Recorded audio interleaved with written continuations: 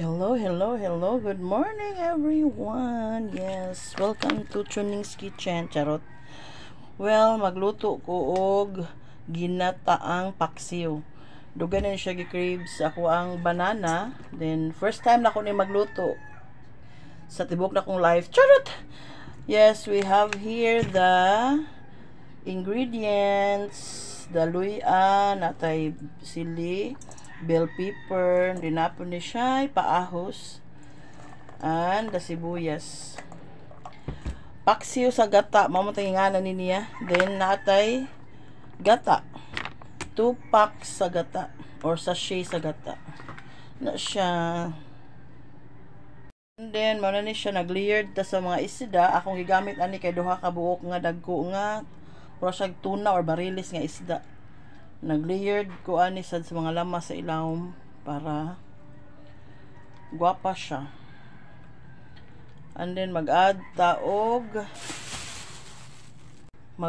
taog duha ka sili para lami char. Naputay add nga sinigang original sampalok. Then mag-add sa taog cubes.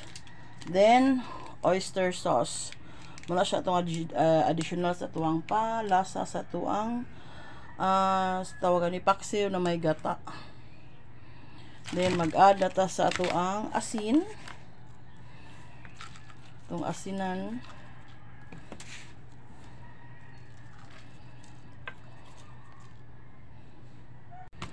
Then mag-add gamay nga MSG. Black ground pepper,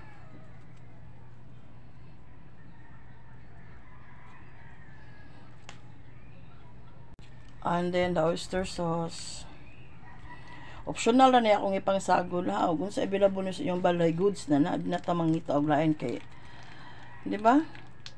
Kung sinamor na to isagol ako kay naaman ni, din ako sa sagulan kay ma-expire niya. Char!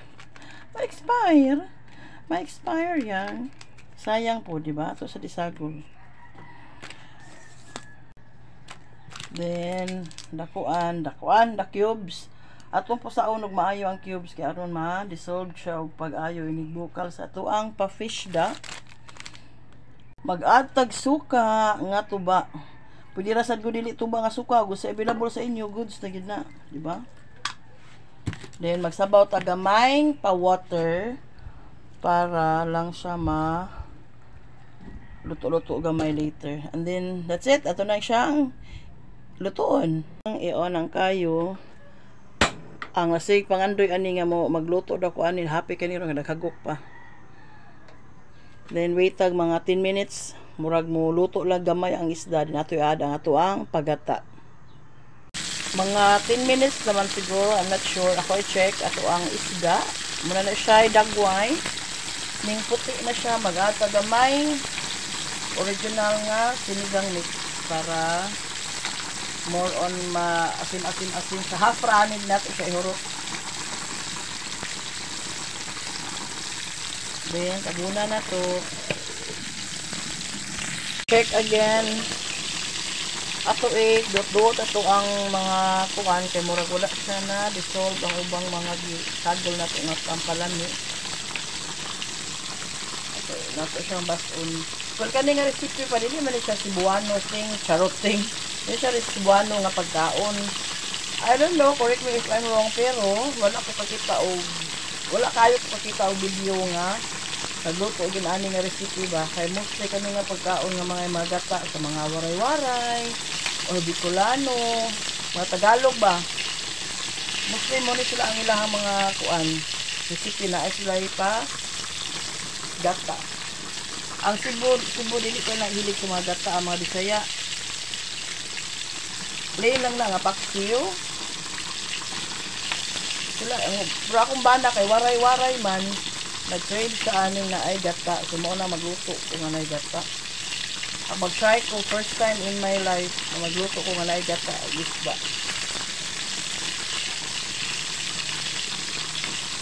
I think mag-add na ka sa tuang kuha na ni kanang gata. Kaya mo gilapot-lapot na sa gamay ba. Ako sang i-try ang usa ka pack sa ka-pouch o okay sakto na ba ni siya kanit para sa kaninga kuan. Nakita ba ninyo?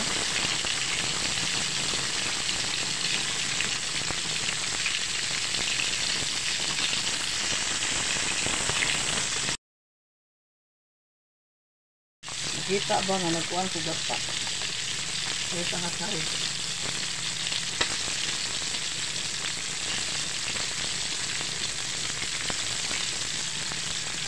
Mas lami ni siya nga ang gata. So atong i-add ang duha ka pouch sa gata.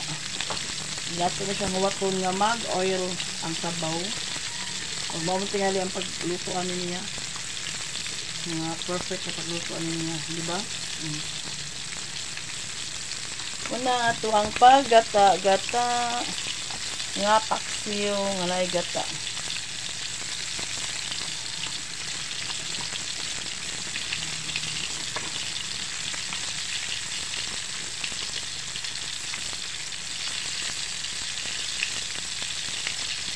Meron na siya, mag-wait na ta nga hantod siya magmantika na ang ato ang isda. Sayang kung galingong gata.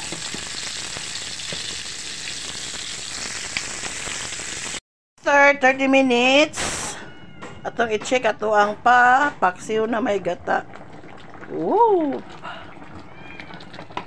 Ara. Oh, nag-oil-oil na ang gata niya. I think hapit na ni hapit na ni maluto ato ang paggata nga paksiw.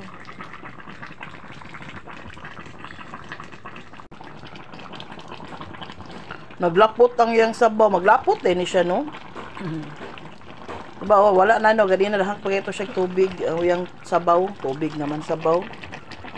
Kani kay nahubas na siya. Kung isa-isahon diya basig mudukot ra ba gyud ni na tendency aning gata nga mudukot basta nay gata mo dukot jud na siya. I think luto na ni siya. Atong tilawan og lami na ba? Lami pa ba ni sa ako charot.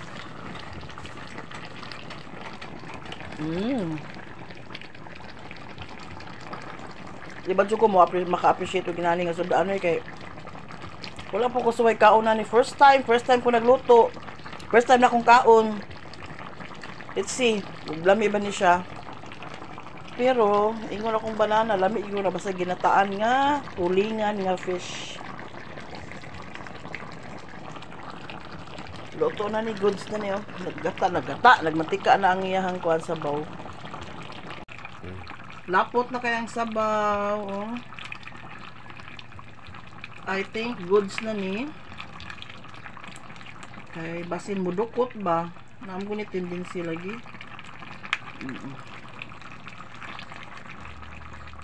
Ito na ni.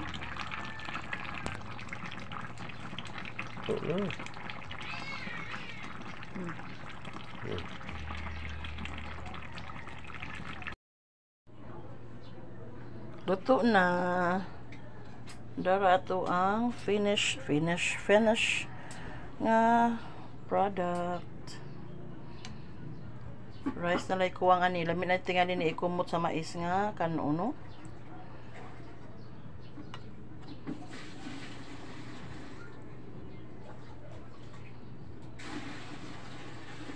Muna na siya ato ang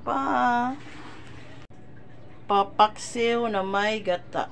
Ginataang paksiw na tulingan.